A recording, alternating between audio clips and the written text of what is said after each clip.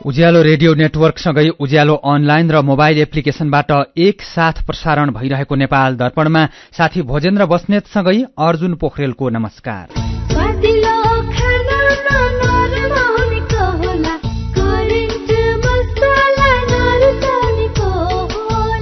नेपाल दर्पणको साथमा करेन्ट मसला र करेन्ट चिया, स्वादको झट्का।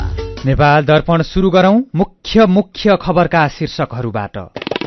निलम्बित प्रधान न्यायाधीश जबरा विरुद्धको महाअभियोग प्रस्ताव निष्क्रिय भएको भन्दै विभिन्न निकायमा संसद सचिवालयको पत्र, सर्वोच्चद्वारा संवैधानिक र कानूनी आधारको जवाफ माग, प्रस्ताव सक्रिय रहेकाले आउँदो संसदमा छलफल हुने सरकारको भनाई। अर्को अब गठित प्रतिनिधि सभामा छलफल हुने विषय त्यो जीवितै छ। समानुपातिक तर्फको पनि सम्पूर्ण मत परिणाम सार्वजनिक, प्रतिनिधि सभामा 12वटा पार्टी एकीकृत समाजवादी पार्टी राष्ट्रिय दल बन्न सकेन। आयोगले परिणामको अन्तिम प्रतिवेदन राष्ट्रपतिलाई बुझाएपछि नयाँ सरकार गठनको प्रक्रिया शुरू हुने। भारतले महाकालीमा बनाएको अनधिकृत संरचना हटाएर नदीलाई पुरानै अवस्थामा फर्काउने, दुवै देशका इन्जिनियरले संयुक्त अध्ययन गर्ने सहमति। जर्मनीमा सरकार अपदस्थ गर्ने षड्यन्त्र गरेको आरोपमा 25 जना पक्राउ, 3000 जना प्रहरी परिचालन गरेर 130 भन्दा धेरै ठाउँमा छापा। र विश्वकप क्रिकेट लीग डिभिजन 2 मा नेपाल नामिबियाले दिएको 276 रनको लक्ष्य पछ्याउँदै। तपाईलाई थाहा छ, आत्महत्याको सोच बारम्बार आइरहनु, आत्महानिको व्यवहार देखाउनु एउटा मनोसामाजिक तथा मानसिक स्वास्थ्य समस्या हो। यसको उपचार छ र उपचारपछि पूर्णतया निको भएर सुन्दर जीवन बिताउन सकिन्छ। तपाई वा तपाईको परिवारमा कसैलाई आत्महत्याको सोच आउने, प्रयास गर्ने जस्ता स्वास्थ्य समस्या भए 1166 मा फोन गर्नुहोस्। 1166 मा फोन गर्दा पैसा लाग्दैन। हामी तपाईलाई निशुल्क तथा गोप्य रूपमा यी सोचबाट बाहिर आउन मदत गर्दछौ। यो सेवा नमस्ते नेटवर्कबाट 24 घण्टा उपलब्ध छ। विदेशबाट आयामी गरेको पैसा सिधै तपाईको मोबाइलमा लिन मिल्छ। अहिलेको अवस्थामा बाहिर गएर पैसा निकाल्न त्यति सजिलो छैन। त्यसैले आफ्नो मोबाइल निकाल्नुहोस्, आइएमई पे डाउनलोड गर्नुहोस् अनि घर बसी बसी आफ्नो रकम प्राप्त गर्नुहोस्। विदेशबाट आइएमई गरेको रकम प्राप्त गर्न आफ्नो मोबाइल फोनमा आइएमई पे डाउनलोड गर्नुहोस्। अब आइएमई गरौँ, आइएमई पे मा प्राप्त गरौँ सजिलै। नेपाल दर्पणमा अब खबरको सिलसिला। संघीय संसद सचिवालयले निलम्बित प्रधान न्यायाधीश चोलेन्द्र शमशेर जबरा विरुद्ध दर्ता भएको महाअभियोग प्रस्ताव निष्क्रिय भएको भन्दै सर्वोच्च अदालत सहित 6वटा निकायमा पत्र पठाएको छ। सचिवालयले सर्वोच्च अदालत सहित न्याय परिषद, राष्ट्रपति कार्यालय, प्रधानमन्त्री कार्यालय लगायतका 6वटा निकायलाई पत्र पठाएर जबरा विरुद्धको महाअभियोग प्रस्ताव निष्क्रिय भएको जानकारी गराएको हो। यसअघि हिजो जबराले प्रधान न्यायाधीशको नियमित कार्य सम्पादन गर्नको लागि बाटो खोलिदिन संसद सचिवालयमा निवेदन दिनुभएको थियो। जबराको निवेदनका आधारमा महाअभियोग प्रस्ताव निष्क्रिय भएको पत्र पठाइएको संसद सचिवालयका प्रवक्ता डाक्टर रोजनाथ पाण्डेले बताउनुभयो। प्रतिनिधि सभाको नयाँ चुनाव भइसकेका कारण अघिल्लो संसदमा दर्ता भएको महाअभियोग प्रस्ताव निष्प्रभावी भएको निर्णय भएको उहाँले जानकारी दिनुभयो। यसैबीच सर्वोच्च अदालतले निलम्बित प्रधान न्यायाधीश चोलेन्द्र शमशेर जबरालाई कुन संवैधानिक र कानूनी व्यवस्था अनुसार महाअभियोग निष्प्रभावी भएको पत्र दिइएको हो भनेर संसद सचिवालयसँग जवाफ माग गरेको छ। संसदका महासचिव भरतराज पौडेलले निलम्बित प्रधान न्यायाधीश जबराको महाअभियोग प्रस्ताव निष्प्रभावित भएको भन्दै पत्र लेखेपछि आज बसेको सर्वोच्च अदालतका न्यायाधीशहरूको पूर्ण बैठक अर्थात फुल कोर्टले जानकारी माग गरेको हो। सर्वोच्च अदालतका सह रजिस्ट्रार नारायण प्रसाद रेग्मीले संसद सचिवालयका महासचिवलाई लेख्नु भएको पत्रमा जबरा विरुद्धको महाअभियोग प्रस्तावका सम्बन्धमा महाअभियोग सिफारिस समितिबाट प्रतिनिधि सभामा पेश भएको भनिएको प्रतिवेदनमाथिको कारबाहीको निरन्तरता अहिले कायम छ वा छैन भनेर सोधिएको छ। यस्तै पत्रमा प्रस्ताव नयाँ प्रतिनिधि सभामा पेश हुन्छ वा हुन्न, महाअभियोग प्रस्ताव तत्कालीन प्रतिनिधि सभाको कार्यकाल समाप्त भएको मितिले निष्प्रभावी बनेको हो वा चुनावको मितिले र निर्वाचित प्रतिनिधि सभाको कार्य प्रारम्भ नगर्दैको अवस्थामा कुन संवैधानिक वा कानूनी व्यवस्थाको आधारमा महासचिवले महाअभियोग प्रस्ताव निष्प्रभावी भएको भनेर उल्लेख गर्नुभएको हो भनेर सोधिएको छ। यसैबीच जबरामाथि लगाइएको महाअभियोग निलम्बन फुकुवा गर्ने संसद सचिवालयको पत्र विरुद्ध सर्वोच्च अदालतमा दर्ता भएको रिटको पेशी शुक्रबारका लागि तोकिएको छ। भोलि सार्वजनिक विदा परेकाले पर्सि शुक्रबारका लागि पेशी तोकिएको सर्वोच्च अदालतले जनाएको छ। संसद सचिवालयले पठाएको पत्र संविधान र कानून विपरीत भएको भन्दै सर्वोच्च अदालत बार एसोसिएसनका अध्यक्ष एवं वरिष्ठ अधिवक्ता पूर्णमान साक्य लगायतले रिट भएको हो। रिटमा अन्तरिम आदेश मार्फत महासचिव गौतमको पत्र कार्यान्वयन नगर्न माग गरिएको छ। यसैबीच सरकारले निलम्बित प्रधान न्यायाधीश चोलेन्द्र शमशेर जबरा विरुद्धको महाअभियोग प्रस्ताव निष्क्रिय नभएको जनाएको छ। सरकारका प्रवक्ता एवं संचार मन्त्री ज्ञानेन्द्र बहादुर कार्कीले प्रतिनिधि सभामा निलम्बित प्रधान न्यायाधीश चोलेन्द्र शमशेर जबरा विरुद्धको महाअभियोग प्रस्ताव जीवितै रहेको बताउनु भएको हो।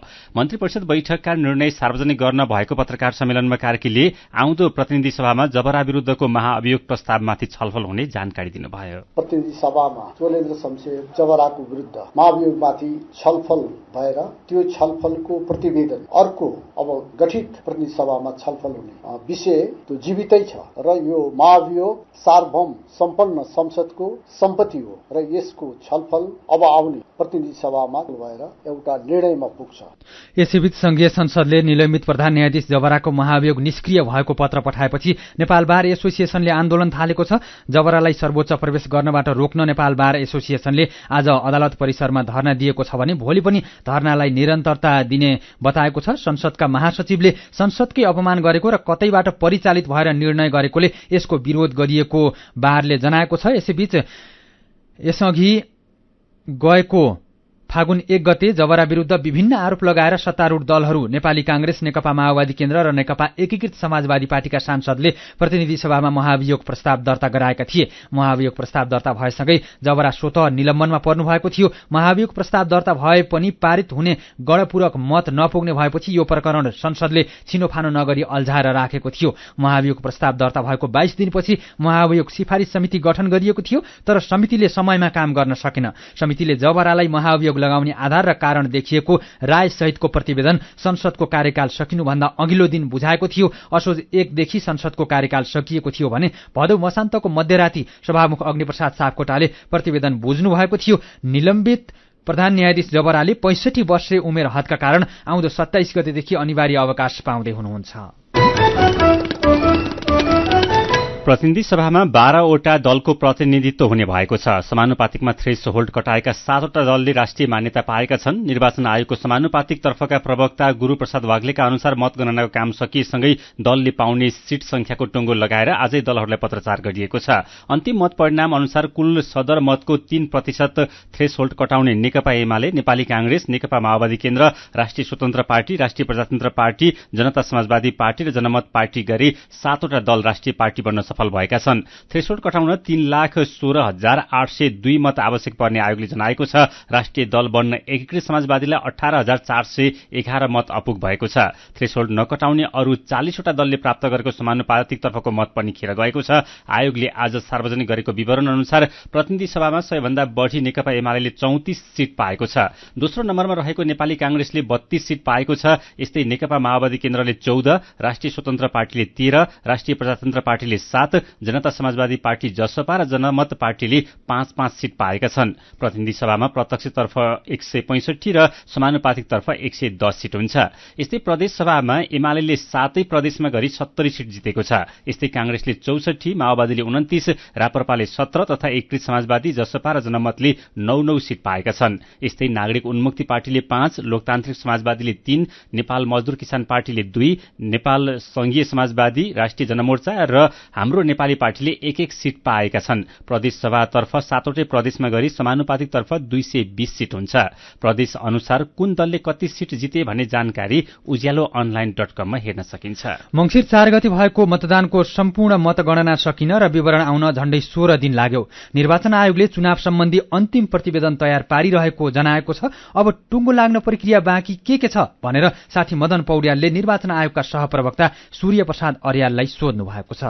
अबको काम भनेको समानुपातिक निर्वाचन प्रणाली तर्फबाट दलहरूले प्राप्त गर्नको सिट अनुसार, जस्तै अब प्रतिनिधि सभामा 110 सीट मध्ये 3% थ्रेसहोल्ड कटाएका दलहरूलाई प्राप्त भएको सीट संख्यालाई आधार मानेर अनि संघीय संसदमा 1/3 महिला पुर्याउनु पर्छ भन्ने कुरा स्पष्ट पारेर दललाई त्यही अनुसारको प्रतिनिधित्व हुने गरी पठाउनु, बन्द सूची पेश गरेको बन्द सूची मध्येबाटै भनेर त्यसै गरी 7वटा प्रदेश सभामा पनि एक तिहाई महिला हुने गरी दलबाट जति प्रतिनिधित्व भएको छ त्यो प्रतिनिधित्वको आधारमा चाहिँ एक तिहाई चाहिँ दलको तर्फबाट चाहिँ हुनुपर्छ भन्ने हिसाबले चाहिँ पठाइन्छ। यति कुरा गरिसकेपछि दलहरूले तोकिएको समयभित्र नाम नामेसी आयोगमा पठाउनुहुन्छ र निर्वाचन कानूनले उल्लेख गरे बमोजिम उहाँहरूले त्यो कुरा अघि उल्लेख गरेका दुईटा कुरा, महिलाको प्रतिनिधित्व दलबाट हुनुपर्ने एक तिहाई प्रतिनिधित्व र अनि पेश गरेको बन्द सूची बमोजिमको प्राथमिकता क्रम अनुसार चाहिँ क्लस्टर मिलाएर ल्याउनुको छ कि छैन, ती कुरालाई हेर्छ आयोगले। हेरेपछि मिल्यो ठिक छ, यदि मिलेन भने फेरि दललाई चाहिँ पुनः चाहिँ सच्याएर ल्याउनु भनेर पठाउँछ। हो, यो भनेको थ्रेसहोल्ड कटाएका दलहरूको हकमा लागू भयो। हो, थ्रेसहोल्ड कटेन भने ती दलहरूलाई केही फरक पर्छ कि पर्दैन अरू विषयमा? यसो छ, अब एउटा कुरा के हुन्छ भन्दा निर्वाचनमा भाग लिइसकेपछि दलहरूले विभिन्न तरिकाले प्रतिनिधित्व गराउन सक्नुहुन्छ। जस्तै प्रतिनिधि सभामा 165वटा निर्वाचन क्षेत्र छन्, ती 165 निर्वाचन क्षेत्रबाट कहीँबाट जित्नु भने पनि उहाँहरूको प्रतिनिधित्व भइहाल्छ। अनि समानुपातिक देशभरिबाट समानुपातिकको मत प्राप्त गर्नुभयो र त्यो मत चाहिँ 3% काट्यो भने पनि उहाँहरूले प्रतिनिधित्व गराउन सक्नुहुन्छ। यसरी समानुपातिकबाट मात्रै प्रतिनिधित्व हुने दलहरू वा 165बाट मात्रै प्रतिनिधित्व गराउने दल कुनै अवस्था हुन सक्ने स्थिति हुन्छ, उहाँहरू चाहिँ संसदमा प्रतिनिधित्व गर्ने दलको रूपमा हुनुहुन्छ। तर राष्ट्रिय मान्यता प्राप्त हुनको लागि दुईटै प्रणालीबाट प्रतिनिधित्व हुनुपर्छ।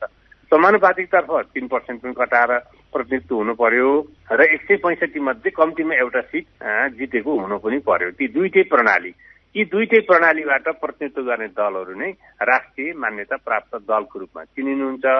अन्यथा उहाँहरू चाहिँ एउटा प्रणालीबाट मात्रै पनि प्रतिनिधित्व हुन सक्ने रहेछ। तर त्यसरी प्रतिनिधित्व गर्ने दलहरूलाई हामीले संसदमा प्रतिनिधित्व गर्ने दलको रूपमा मात्रै चिन्दछौँ। भनेको राष्ट्रिय मान्यता प्राप्त अब अहिलेको नतिजा अनुसार 7वटा दललाई मान्न सकियो। हजुर हजुर हो। अब निर्वाचन आयोगले यो पूर्ण प्रतिवेदन चाहिँ कहिलेसम्म तयार पारिसक्ला त? अब दलहरूले कति छिटो त्रुटि नभइकन पेश गर्न हो भने त 26-27 गतेदेखि 28 गतेसम्म चाहिँ हामीले पेश गर्न सक्नेछौँ भन्ने अपेक्षामा छौँ। उहाँ हुनुहुन्थ्यो निर्वाचन आयोगका सहप्रवक्ता सूर्य प्रसाद अर्याल। सीधा कुरा प्रश्न विचार, यो हो उज्यालो रेडियो नेटवर्क। नेपाल दर्पणमा खबरको सिलसिला बाँकी नै छ, सुन्दै गर्नुहोला। एचआईभीका बारेमा खुलेर कुरा गरौं।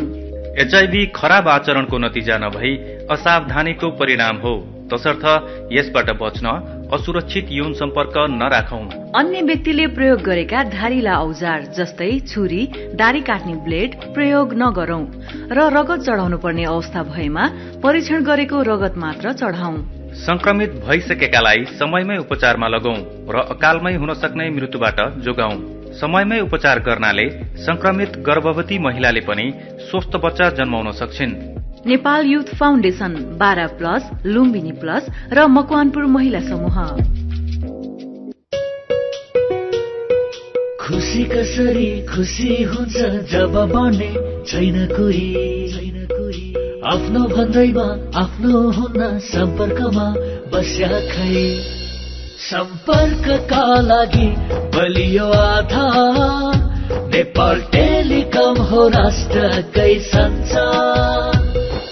सम्पर्कको आधार राष्ट्रको सञ्चार, नेपाल टेलिकम राष्ट्रको सञ्चार। नेपाल टेलिकम राष्ट्रको सञ्चार।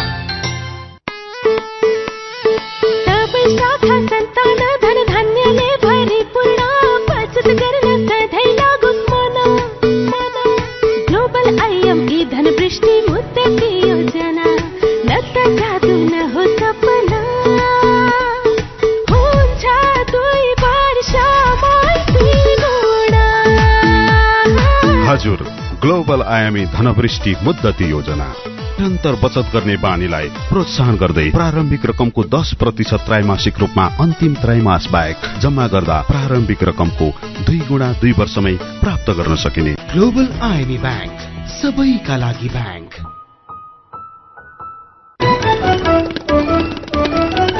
उज्यालो रेडियो नेटवर्कबाट प्रसारण भइरहेको नेपाल दर्पणमा तपाईंलाई फेरि स्वागत छ। यतिन्जेल हामीले निलम्बित प्रधान न्यायाधीश जबरा विरुद्धको महाअभियोग प्रस्ताव निष्क्रिय भएको भन्दै विभिन्न निकायमा संसद सचिवालयको पत्र, सर्वोच्चद्वारा संवैधानिक र कानूनी आधारको जवाफ माग, समानुपातिक तर्फको पनि सम्पूर्ण परिणाम सार्वजनिक लगायतका खबर प्रस्तुत गर्यौं। नेपाल दर्पणमा अब बाँकी खबर। दार्चुलाको खलंगा बजार नजिकै महाकाली नदीमा बनाएको अनधिकृत संरचना हटाउन भारत सरकार भारत सहमत भएको छ।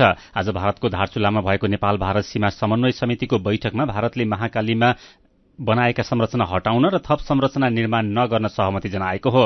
भारतले महाकाली नदीमा निर्माण गरिरहेको पक्की तटबन्धबारे विवाद भएपछि दुवै देशका सुरक्षा अधिकारीहरू बीचको समन्वयात्मक बैठक बसेको हो। बैठकमा महाकाली नदीको बहाव पुरानै अवस्थामा फर्काउने सहमति भएको दार्चुलाका प्रमुख जिल्ला अधिकारी दीर्घराज उपाध्यायले जानकारी दिनुभयो। आजको बैठकले तारजाली सहितको अस्थायी बाँध हटाउने सहमति गरेको उहाँले बताउनुभयो। यस्तै भारतले निर्माण गरिरहेको तटबन्धबारे दुवै देशका इन्जिनियरहरूले अनुगमन गर्ने पनि सहमति भएको छ। भारतले दार्चुलाको सदरमुकाम खलङ्गालाई नै जोखिममा पार्ने गरी संरचना बनाएको भन्दै सरकारले हिजो भारत सरकारलाई कूटनीतिक नोट समेत पठाएको थियो। कूटनीतिक नोटमा नेपालको सहमति बिना संरचना बनाइएको र यसले नेपालतर्फ क्षति पुगेको उल्लेख गर्दै सीमा क्षेत्रमा संरचना निर्माण गर्नुपर्ने दुवै देशको सहमति र समन्वय हुनुपर्ने उल्लेख रहेको उहाँले बताउनुभयो। भारतले महाकाली नदीको धार नै परिवर्तन हुने गरी बाँध बनाउँदा खलङ्गा बजार जोखिममा परेको भन्दै अस्ति स्थानीयले विरोध गरेपछि भारतीय पक्षबाट ढुङ्गा प्रहार भएको थियो। त्यसपछि नेपाली पक्षले पनि ढुङ्गा हान्दा दुवैतर्फका केही व्यक्ति घाइते भएका थिए। नेपाल किसान महासंघ र अखिल नेपाल किसान महासंघले किसानबाट धान खरिद प्रक्रिया तत्कालै अघि बढाउन सरकारसँग माग गरेको छ। दुईवटा महासंघले संयुक्त रूपमा पत्रकार सम्मेलन गरेर हिउँदे खेतीको लागि आवश्यक मलको तत्काल व्यवस्था गर्न र सरकारले खरिद नगरेको धान खरिद को प्रक्रिया अघि बढाउन माग गरेका हुन्। आफ्नो माग पूरा नभए किसान महासंघहरू देशभरका किसानलाई परिचालन गरेर आन्दोलन गर्न बाध्य हुने चेतावनी दिएका छन्। पत्रकार सम्मेलनमा नेपाल किसान महासंघका केन्द्रीय सदस्य आदर्श कार्कीले मंसिरको मध्यसम्म पनि सरकारी निकायले धान खरिद प्रक्रिया शुरू नगरेकोले किसानहरू व्यापारीलाई सस्तो मूल्यमा बेच्न बाध्य भएको बताउनुभयो। यस्तै अखिल नेपाल किसान महासंघका अध्यक्ष डाक्टर प्रेम दंगालले अहिलेसम्म पनि धान खरिद प्रक्रिया अघि बढ्न नसक्नु किसानका लागि विडम्बनाको विषय भएको बताउनुभयो। सरकारले विद्यालय शिक्षा क्षेत्र आयोजनाका लागि फिनल्याण्ड र नर्वे सरकारबाट प्राप्त हुने 5 अर्ब रुपियाँभन्दा धेरै अनुदान सहायता स्वीकार गर्ने निर्णय गरेको छ। हिजो बसेको मन्त्री परिषदको बैठकले फिनल्याण्डले दिने 19 मिलियन युरो अर्थात 2 अर्ब 54 करोड़ रुपियाँ र नर्वे सरकारबाट प्राप्त 2 अर्ब 57 करोड़ रुपियाँ बराबरको अनुदान सहायता स्वीकार गर्ने निर्णय गरेको हो। यस्तै सरकारले कर्मचारी सञ्चय कोषको प्रशासक पदमा जितेन्द्र धिताललाई नियुक्त गरेको छ। नेपाल नागरिक उड्डयन प्राधिकरणका महानिर्देशक प्रदीप अधिकारीले वर्तमान हवाई नीति नै हवाई क्षेत्रको बाधक भएको बताउनु भएको छ। अन्तर्राष्ट्रिय नागरिक उड्डयन दिवसको अवसरमा काठमाडौँमा भएको कार्यक्रममा बोल्दै महानिर्देशक अधिकारीले सरकारको हवाई क्षेत्र विकासको प्रतिबद्धता र राष्ट्रिय हवाई नीति कमजोर भएका कारण हवाई क्षेत्रको विकास हुन नसकेको बताउनुभयो। उहाँले हवाई नीतिमा एउटा पर्यटन क्षेत्रको लागि मात्रै हवाई उडानको विकास हुनुपर्छ भन्ने साँगुरो सोचबाट माथि उठेर नीति बनाउन आवश्यक रहेको बताउनुभयो। उहाँले हाम्रो देश वातावरणीय प्रभावलाई देखाएर विमानस्थल बनाउन पछि हट्ने तर टर्कीले 25 लाख रुख काटेर विमानस्थल बनाइरहेको समेत बताउनुभयो। यसैबीच हुम्लामा तारा एयरको ट्विनटर जहाजमा चिल ठोकिएको छ। नेपालगञ्जबाट हुम्लाको सिमकोटका लागि उडेको जहाज मनेलेक नजिकै पुग्दा चिल ठोकिएको हो। अवतरण हुन 2 मिनेट बाँकी छँदा चिल ठोकिए पनि जहाज सुरक्षित रूपमा सिमकोटमा अवतरण भएको छ। चामल बोकेर उडेको जहाजमा चालक दलका 3 जना सदस्य थिए। चिल ठोकिएपछि जहाजको अगाडिको टुप्पो अर्थात नोजमा क्षति पुगेको छ। चिल नोज भित्रै अड्किएको छ। काठमाडौँ उपत्यका ट्राफिक प्रहरी कार्यालयले 26 वटा सवारी चालक अनुमति पत्रहरू निलम्बन गर्नका लागि यातायात व्यवस्था विभागमा पठाएको छ। चालकले पालना गर्नुपर्ने शर्त तथा नियमहरू 5 पटक भन्दा बढी उल्लंघन गरेको पाइएकोले अनुमति पत्र निलम्बनका लागि यातायात व्यवस्था विभाग पठाएको काठमाडौँ उपत्यका ट्राफिक प्रहरी कार्यालय रामशाह पथका सहप्रवक्ता अवधेश विष्ट छेत्रीले बताउनुभयो। निलम्बनका लागि पठाइएका मध्ये एकजना चालकले 38 पटकसम्म ट्राफिक नियम उल्लंघन गरेको पाइएको उहाँले बताउनुभयो। पाल्पाको चिर्तुङ धारामा बिहे भोज खाएपछि बिरामी परेकाहरूमा आउँको कीटाणु भेटिएको छ। दूषित पानी, खाना वा सरसफाई लगायतका कारण हुने आउँको समस्या बिरामीमा भेटिएको मिशन अस्पताल, लुम्बिनी प्रादेशिक अस्पताल र बगनासकाली गाउँपालिकाका स्वास्थ्य कर्मीले बताएका छन्। बिहे भोज खाएको दिन शनिबार रातिदेखि नै बिरामी परेकाहरूको आज पनि घर घरमै पुगेर स्वास्थ्य परीक्षण र उपचार गरिएको बगनासकाली गाउँपालिकाले जनाएको छ। बिरामी मध्ये कतिपयमा सुधार आए पनि केहीमा पुनः समस्या देखिएको छ। बिहे भोज खाएका झण्डै 150 जना बिरामी परेका थिए। बिहेको लागि प्युठानबाट जन्ती गएका मध्ये सबैजसो जन्ती पनि बिरामी परेका थिए भने बेहुली पक्षको तर्फबाट पनि भोज खाएका धेरै जसो बिरामी परेका छन्। काठमाडौँ उपत्यकामा वाटर एटीएमको प्रयोग बढ्न थालेको छ। वाटर भेन्डिङ मेसिनबाट 2 रुपियाँमा पानी पिउन पाएपछि काठमाडौँ उपत्यकामा पछिल्लो समय एटीएमको प्रयोग बढेको हो। काठमाडौँ उपत्यका खानेपानी व्यवस्थापन बोर्डले पहिलो चरणमा काठमाडौँ महानगरसँगको सहकार्यमा महानगरभित्रका 5 ठाउँमा वाटर एटीएम प्रयोगमा ल्याएको थियो। वाटर एटीएमको प्रयोग बढेसँगै अहिले उपत्यकाभित्रका काठमाडौँमा 12, ललितपुरमा 7 र भक्तपुरमा 1 गरी जम्मा 20 वटा एटीएम सञ्चालनमा रहेका छन्।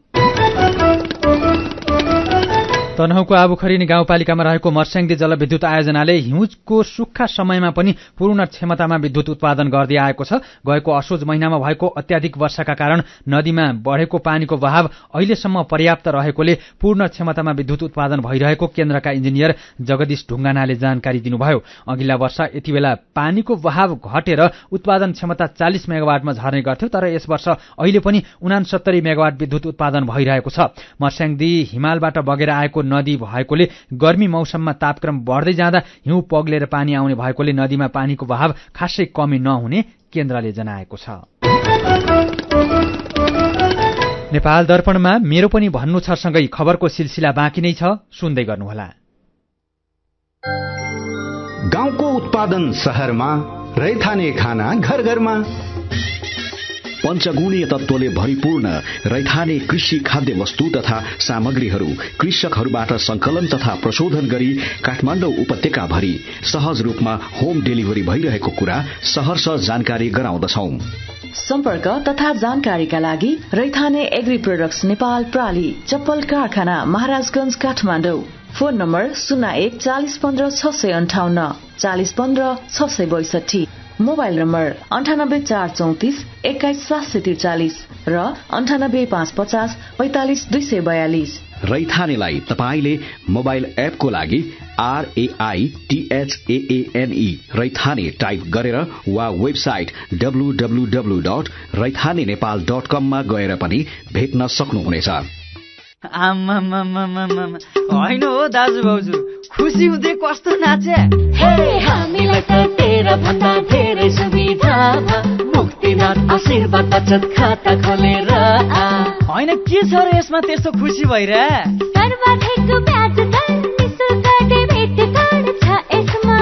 मोबाइल ब्याङ्किङ अनि गजबको बिमा। खातामा बिमा हो नि, अब खुसीको छैन कुनै सीमा।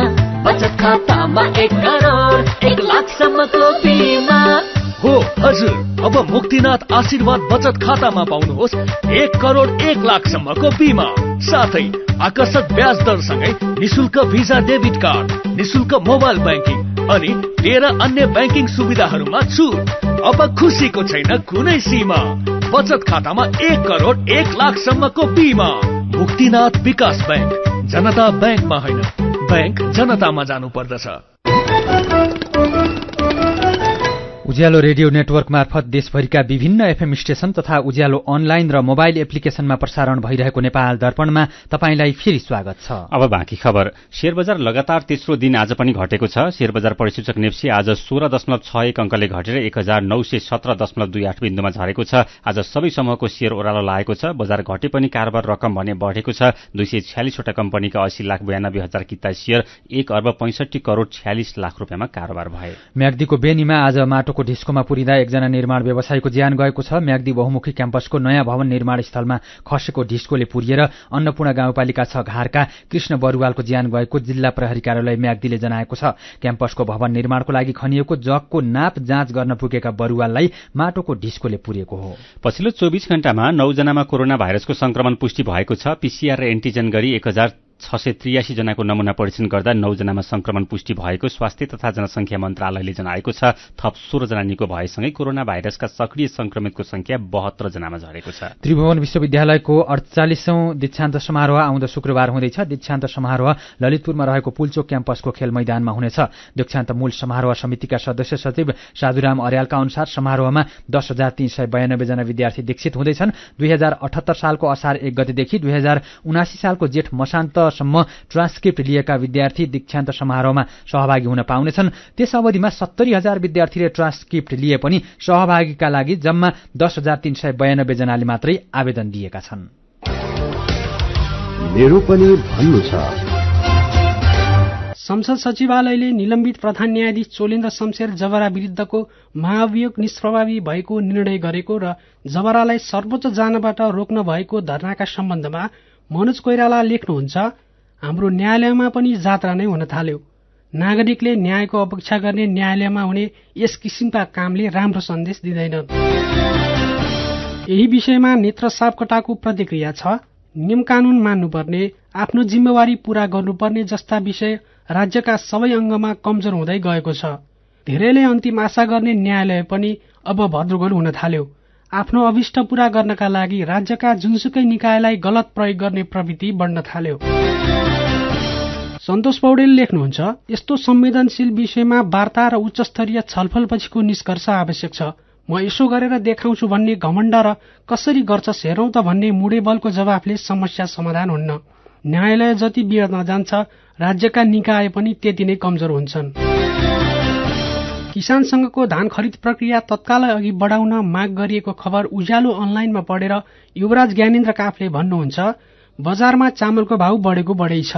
किसानहरू सरकारले तोकेको भन्दै कम मूल्यमा धान बेच्न बाध्य छन्। उहाँ प्रश्न गर्नुहुन्छ, बिचौलियाले मात्रै फाइदा पाउने काम कहिलेसम्म गरिरहन्छ हाम्रो सरकार?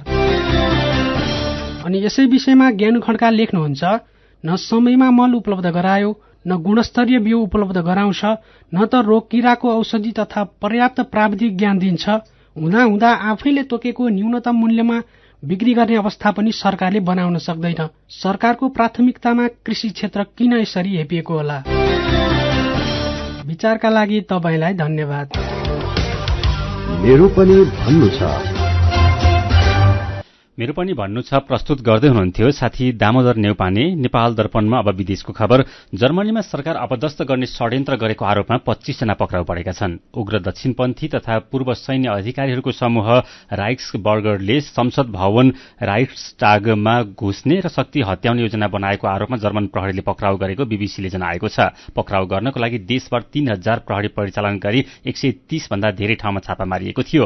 प्रहरीले राजकुमार हाइनरिक 13औं भनिने 71 वर्षका जर्मन पुरुषलाई षड्यन्त्रको मुख्य योजनाकार रहेको भनेको छ। राइक्सबर्गर समूह हिंसात्मक आक्रमण तथा जातीयतावादी षड्यन्त्रका हल्ला फैलाउने विषयलाई लिएर लामो समयदेखि जर्मन प्रहरीको निगरानीमा थियो। यो समूहले आधुनिक जर्मन राज्यलाई समेत अस्वीकार गर्दै आएको छ। जर्मन गणतन्त्रको सत्ता उल्ट्याएर सन् 1871 को जस्तो जर्मनी राष्ट्र निर्माणको षड्यन्त्रमा समूहका झण्डै 50 जना सक्रिय रहेका जर्मन प्रहरीका अधिकारीलाई उद्धृत गर्दै बीबीसीले जनाएको छ।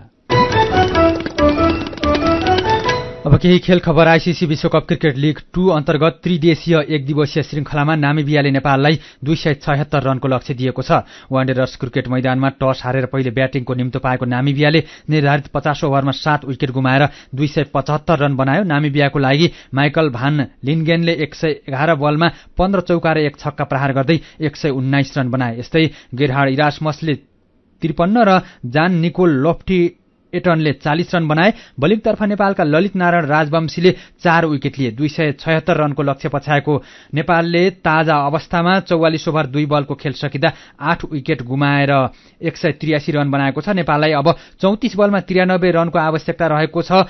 नेपालले जितको लागि अब प्रति ओभर 16.41 रन रेटको दरले खेल्नुपर्नेछ। तर नेपालसँग जम्मा 2 विकेट बाँकी रहेकोले निकै दबावमा रहेको छ। नेपालका लागि अर्जुन साउदले 29 रन बनाएर आउट भए। यस्तै कुशल भुर्तेलले 3 रन मात्रै बनाए।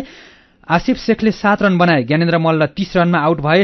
रोहित शर्माले आज सर्वाधिक 44 रन बनाएर आउट भए। गुलशन झाले 2 रनमा आउट भए भने दिपेन्द्र सिंह ऐरीले 34 रन बनाएर आउट भए।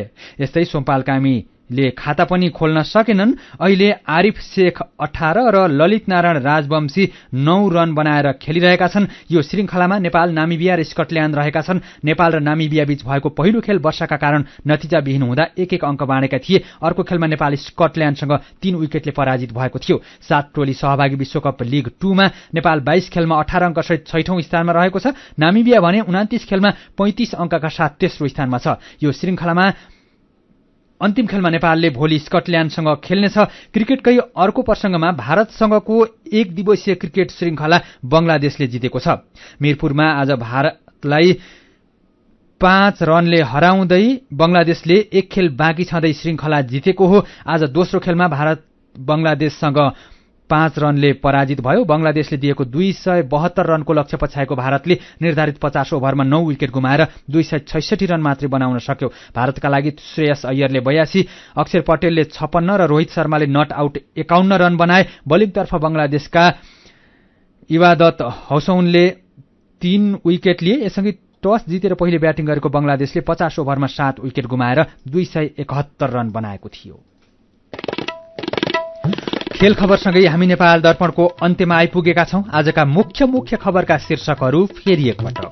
निलम्बित प्रधान न्यायाधीश जबरा विरुद्धको महाअभियोग प्रस्ताव निष्क्रिय भएको भन्दै विभिन्न निकायमा संसद सचिवालयको पत्र, सर्वोच्चद्वारा संवैधानिक र कानूनी आधारको जवाफ माग, प्रस्ताव सक्रिय रहेकाले आउँदो संसदमा छलफल हुने सरकारको भनाई। समानुपातिक तर्फको पनि सम्पूर्ण परिणाम सार्वजनिक। प्रतिनिधि सभामा 12 वटा पार्टी एकीकृत समाजवादी राष्ट्रिय दल बन्न सकेन। आयोगले परिणामको प्रतिवेदन राष्ट्रपतिलाई बुझाएपछि नयाँ सरकार गठनको प्रक्रिया शुरू हुने। भारतले महाकालीमा बनाएको अनधिकृत संरचना हटाएर नदीलाई पुरानै अवस्थामा फर्काउने दुवै देशका इन्जिनियरले संयुक्त अध्ययन गर्ने सहमति। जर्मनीमा सरकार अपदस्थ गर्ने षड्यन्त्र गरेको आरोपमा 25 जना पक्राउ।